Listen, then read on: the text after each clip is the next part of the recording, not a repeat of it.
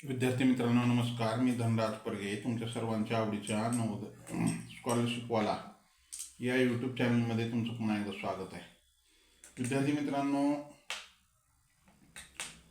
आज आपण इयत्ता 7वी स्कॉलरशिप गणित या विषयातील दशांश अपूर्णांक व व्यवहार्य अपूर्णांक हा घटक अभ्यासणार आहोत. त्यामध्ये नवनीत प्रकाशनाच्या पुस्तकातील स्वाध्याय 8.2 हा या ठिकाणी अभ्यासणार आहोत. विद्यार्थी मित्रांनो, माय व्हिजन नवोदय ॲडमिशन राज्यव्यापी उपक्रम मोफत मार्गदर्शन या उपक्रमाअंतर्गत आम्ही इयत्ता 5वी नवोदय, 5वी स्कॉलरशिप, 4थी स्कॉलरशिप, 7वी स्कॉलरशिप या सर्व शालेय स्पर्धा परीक्षांचे मोफत मार्गदर्शन करतो. ज्यांना या मोफत मार्गदर्शनाचा लाभ घ्यायचा असेल त्यांनी स्क्रीनवर दिसत असलेल्या 7588546308 हा माझा व्हॉट्सअप क्रमांक आहे. यावरती मॅसेज करा. त्यामध्ये तुमचं नाव आणि तुमचा वर्ग एवढी माहिती द्या. मी तुम्हाला त्या ठिकाणी त्या वर्गाच्या ग्रुपची लिंक देईन. त्या लिंकद्वारे ग्रुपमध्ये जॉईन व्हावं. दररोजचं लाईव्ह तासिका करत चला. तर चला, आजच्या तासिकेतील पहिला प्रश्न स्वाध्याय 8.2 मधील पहिला प्रश्न 7/9 अधिक 7/9 गुणिले 7/9. आता या ठिकाणी भागिले आहे. हे भागिलेचं काय होतं? गुणिले होतं. आणि या 7/9चा गुणाकार व्यस्त होतो 9/7. 7/9चा गुणाकार व्यस्त काय होतो? 9/7. मग आता इथून इथपर्यंत गुणाकार आहे. इथं गुणिले चिन्ह आहे, इथं गुणिले चिन्ह आहे. म्हणजे हे 9 × 9 9 × 9 7 × 7 7 × 7. काय राहिलं?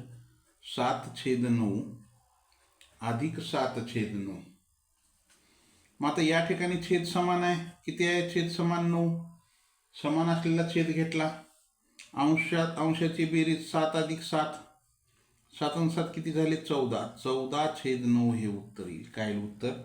14/9 हे उत्तर येईल. आलं का लक्षात? अशा प्रकारे हा प्रश्न सोडवायचा. ज्यांचं आलंय त्यांचं अभिनंदन. ज्यांचं चुकले त्यांनी लिहून घेतलं. चला, बरेच विद्यार्थी या चॅनलला नवीन आहेत. सबस्क्राईब करा. सबस्क्राईबच्या बाजूला बेल आयकॉनचं बटन आहे, त्याला प्रेस करा. म्हणजे इथून पुढचे येणारे व्हिडिओ असतील किंवा लाईव्ह तासिकेचं नोटिफिकेशन असेल सर्वात अगोदर तुम्हाला मिळेल. पुढचा प्रश्न आपल्यासाठी काय आहे? पुढचा प्रश्न 3/5च्या 4/3 मध्ये किती मिळवावेत म्हणजे 1/5 हा अपूर्णांक मिळेल. काय म्हणते पहा. हे 3/5 4 म्हणजे गुणिले किती? 4/3 मध्ये किती मिळवावेत अधिक x मिळवले तर किती येईल उत्तर? 1/5. 1/5. तर पहा, तर इथं गुणाकार आहे दोघाचा.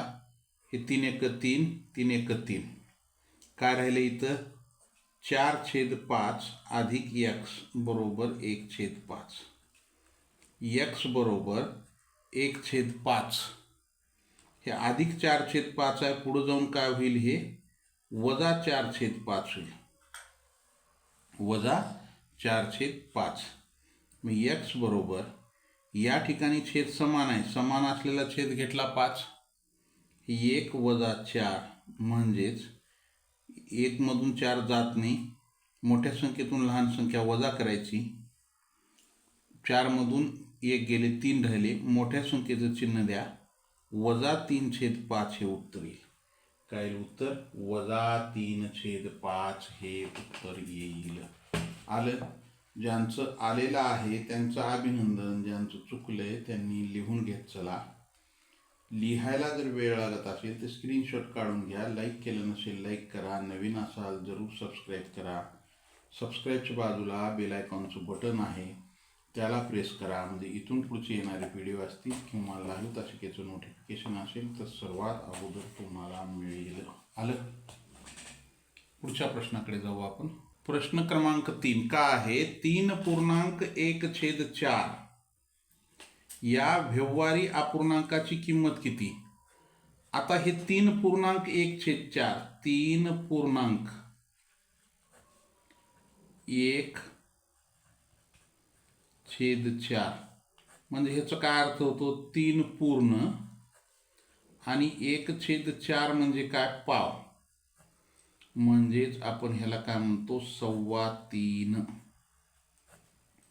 आता 3.25 दशांशात कसं लिहिलं जातं? 3.25 किंवा तुम्ही काय करा, ह्याला 3.1/4ला पूर्णांकयुक्त अपूर्णांकात रूपांतर घ्या. 4 त्रिकम 12 आणि 13, 13/4, 4 भाग घाला. 4 त्रिकम 12ला 4 त्रिकम 12, 13 मधून 12 गेले, 1 राहिला. भाग जात नाही, दशांश द्या. दशांश दिले की 10 झाले.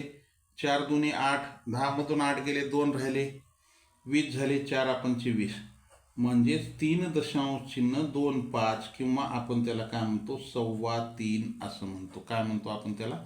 3.25 असं म्हणतो. आलं का लक्षात? चला, पुढचा प्रश्न आपल्यासाठी काय आहे?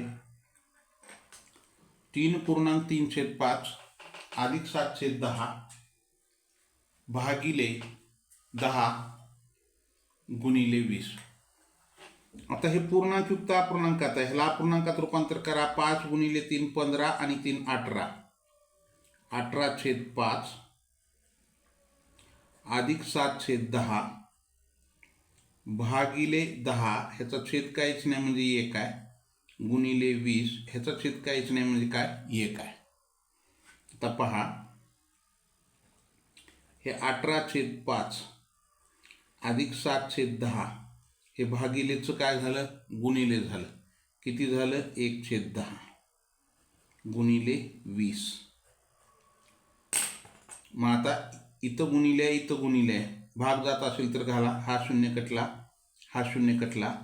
2 1 2, 2 पंचे 10. काय राहिलं इथं? हे 18/15 हे तर जसंच तसं राहिलं. अधिक, आता इथं गुणिले होतं, इथं 7 गुणिले 1 गुणिले 1, 7 1 7. छेदामध्ये 5 गुणिले 1 गुणिले 1, 5 1 5. छेद समान आहे, समान असलेला छेद घेतला 5.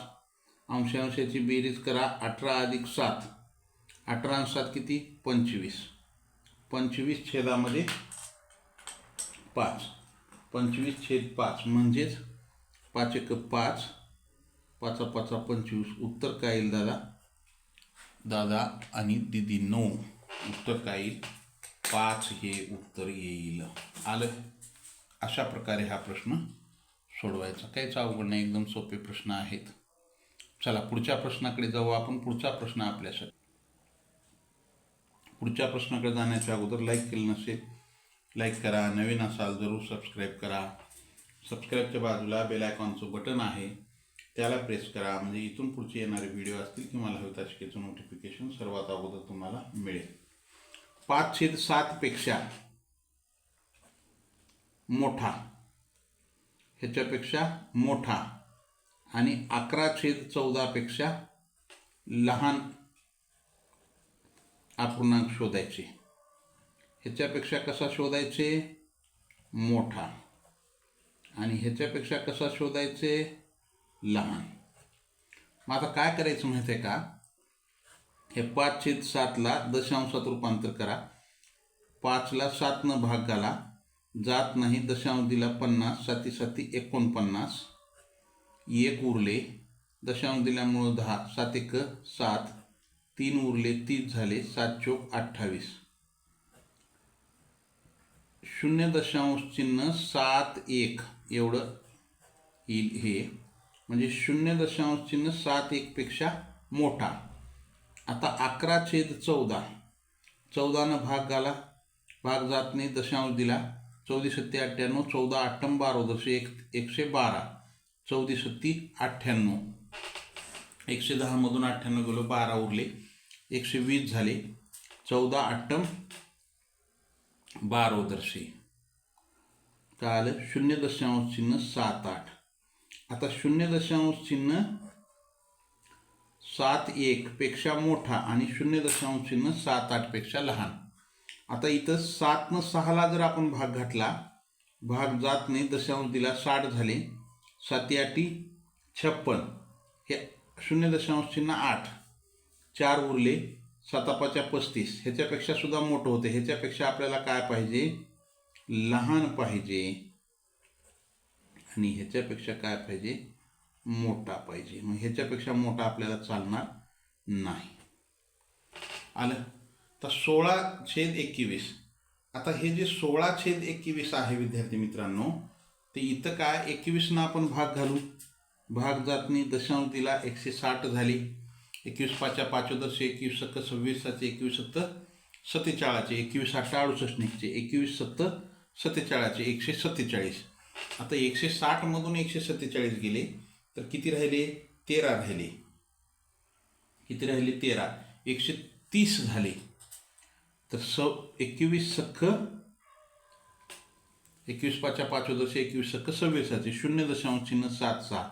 म्हणजे हा 0.76 ह्याच्यापेक्षा मोठा आहे, ह्याच्यापेक्षा लहान आहे. हा बसतो पर्याय क्रमांक 2. हे उत्तर येते. काय ते उत्तर? पर्याय क्रमांक 2. आता हा जर आपण पाहिला, 7 4ला भाग जात नाही, दशांश दिला, 40 झाले, 7 5 35 0.05 ह्याच्यापेक्षा लहान होते, चालणार नाही, ह्याच्यापेक्षा मोठा पाहिजे. इथं 0.190 होते, दशांश दिला 190 झाले.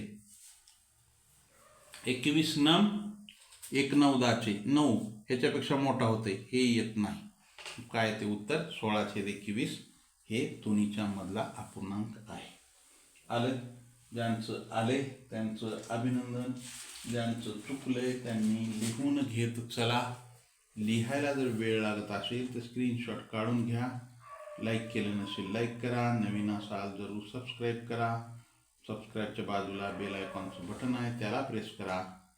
म्हणजे इथून पुढचे येणारे व्हिडिओ असतील किंवा लाईव्ह तासिकेचं नोटिफिकेशन असेल, सर्वात अगोदर तुम्हाला मिळेल.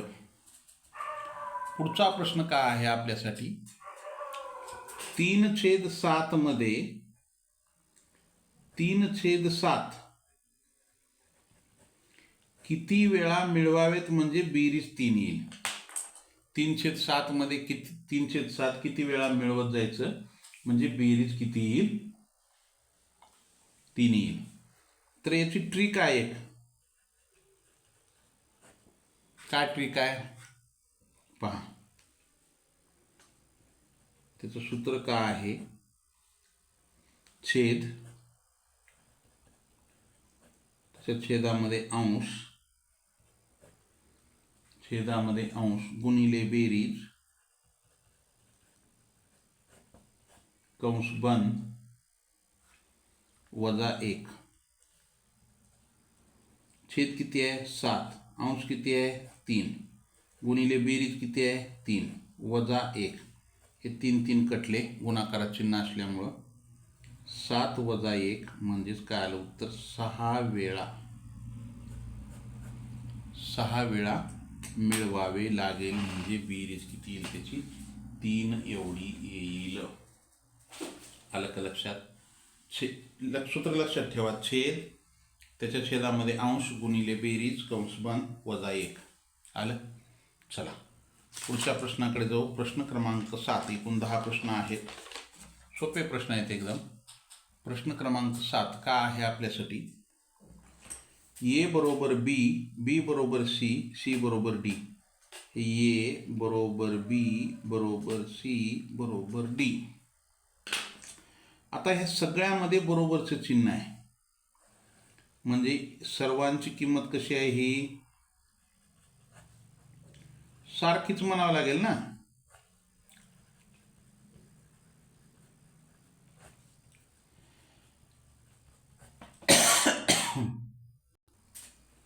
सर्वांची किंमत सारखीच आहे. मग आता या ठिकाणी A/5, B/7, C/3, D/2 सर्वात मोठा पूर्णांक कोणता? आता हे जर सर्वांची किंमत सारखी असेल तर काय इथं? अंश कसे आहेत? समान. अंश कसे आहेत? समान. अंश समान असल्यास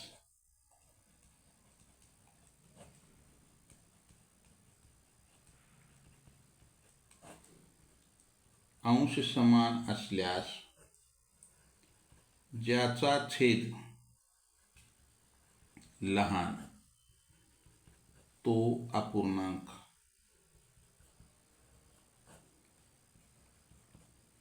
मोठा असतो. तर सर्वांची किंमत सारखी आहे म्हणजे अंश सारखाच आहे ते.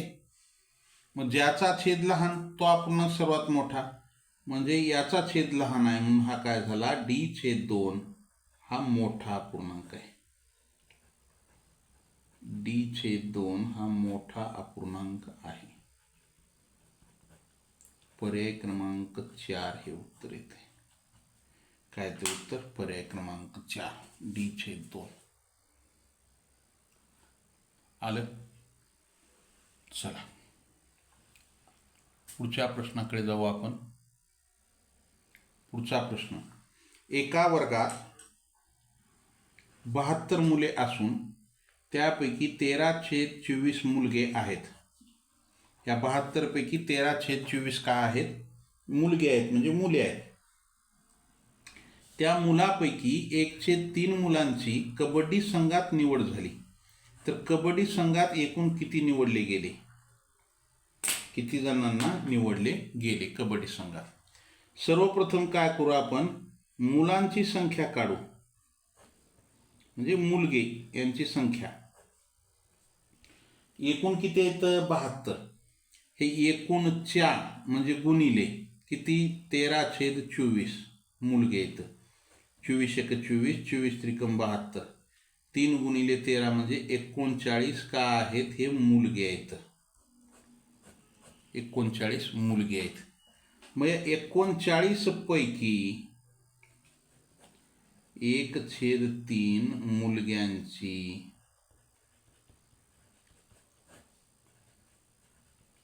कबड्डी संघात निवड झाली.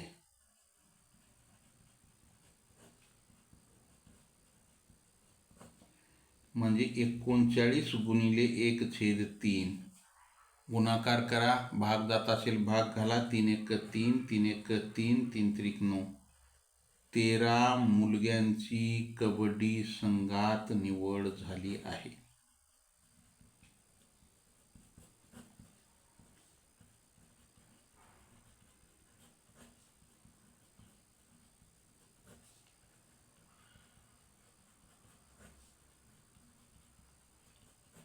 काय? 13 मुलग्यांची कबड्डी संघामध्ये निवड झालेली आहे. आलं का लक्षात? उत्तर काय असेल? 13 हे उत्तर असेल. ज्यांचं आले त्यांचं अभिनंदन, ज्यांचं चुकले त्यांनी लिहून घेत चला. पुढच्या प्रश्नाकडे जायचे. पुढच्या प्रश्नाकडे जाण्याच्या अगोदर लाईक केलं नसेल लाईक करा, नवीन असाल जरूर सबस्क्राईब करा. सबस्क्राईबच्या बाजूला बेल आयकॉनचं बटन आहे, त्याला प्रेस करा, म्हणजे इथून पुढचे येणारे व्हिडिओ असतील किंवा लाईव्ह तासिकेचं नोटिफिकेशन असेल सर्वात अगोदर तुम्हाला मिळेल. लाईक, शेअर आणि सबस्क्राईब. विद्यार्थी मित्रांनो, लवकरच आपण 7वी स्कॉलरशिप बुद्धिमत्तेच्या तासिकेला सुरुवात करणार आहोत. तिचं तुम्हाला ग्रुपवर तशी माहिती दिली जाईल. यानंतर उद्याची तासिका घातांक हा घटक आपल्याला उद्या सुरुवात करायचा आहे. घातांक म्हणजे काय? चला त्यापूर्वी हा प्रश्न आपण या ठिकाणी सोडवू. का आहे? 1/6 गुणिले 10 अधिक 1/4 गुणिले 10 वजा 1/6 गुणिले 4 बरोबर किती? तर पहा, आपल्याला हा प्रश्न असा सोडवता येतो. कसा? 1/60 अधिक 1/40 वजा 1/24. 1/24. मग आता दोघाचा जर छेद समान करायचं म्हणलं तर 60 आणि 40 यांचा लसावी काढला तर 20 त्रिक 60, 20 दुनी 40, 3 दुनी 6, 6 गुणिले 20 काय होईल? 120. 20 संग 20. मग या 60चा छेद 120 करण्यासाठी 2 न गुणावं लागेल, 2 न अंशाला गुणलं अधिक ह्याचा छेद 120 करण्यासाठी 40ला 3 न गुणावं लागेल, ह्याला 3 न गुणा अंशाला 3 × 1 = 3 वजा 24चा छेद 120 करण्यासाठी 5 न गुणावं लागेल, अंशाला 5 न गुणा 5 × 1 = 5, 3 × 2 = 5, 5/120 वजा 5/120 बरोबर 120 छेद जशाच तसं हे 5 वजा 5, 5 मधून 5 गेले म्हणजे उत्तर काय येईल? तर उत्तर असेल 0 हे उत्तर येईल. उत्तर काय? 0 हे उत्तर येईल. आलं का लक्षात? ज्यांचं आलंय त्यांचं अभिनंदन, ज्यांचं चुकलंय त्यांनी लिहून घेत चला. पुढच्या प्रश्नाकडे जायचं आहे आपल्याला. पुढचा प्रश्न आपल्यासाठी काय पाहू. आता पहा, हा प्रश्न आपल्याला दुसऱ्या पद्धतीनेही सोडवता येतो. कसा सोडवता येतो इथं पहा. 1/6 गुणिले 10 अधिक 1/4 गुणिले 10 वजा 1/6 गुणिले 4. आता इथं छेदामध्ये जर तुम्ही पाहिलं तर तुम्हाला साम्य काय दिसू लागले, तर हे 10 साम्य दिसू लागले.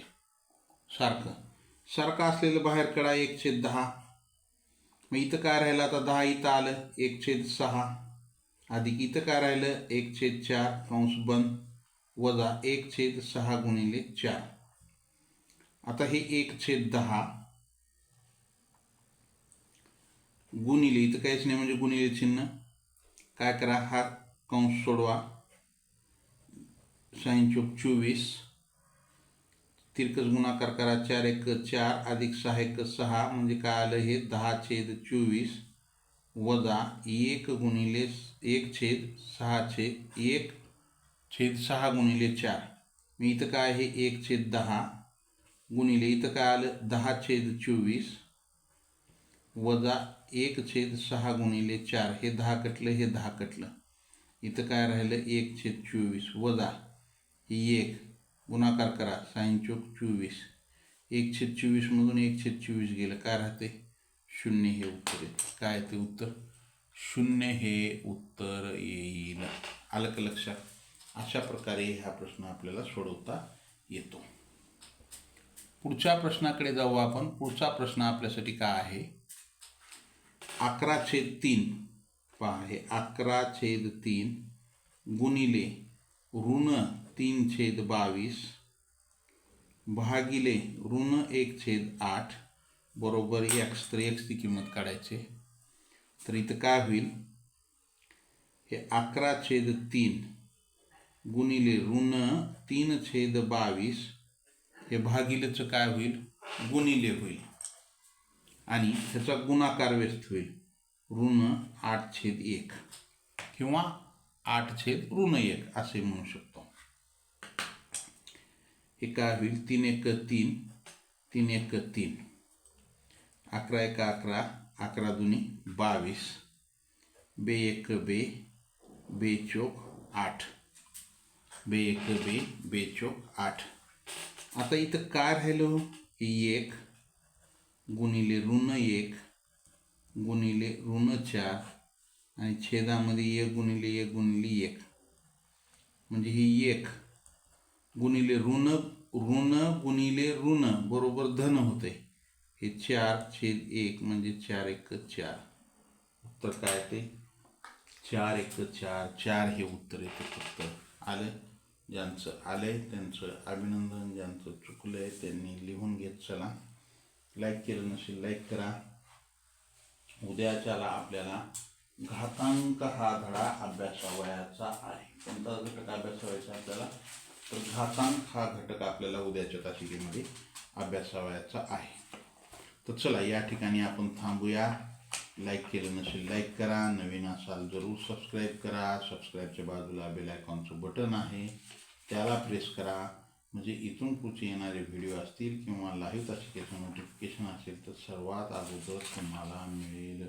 Like, share and subscribe.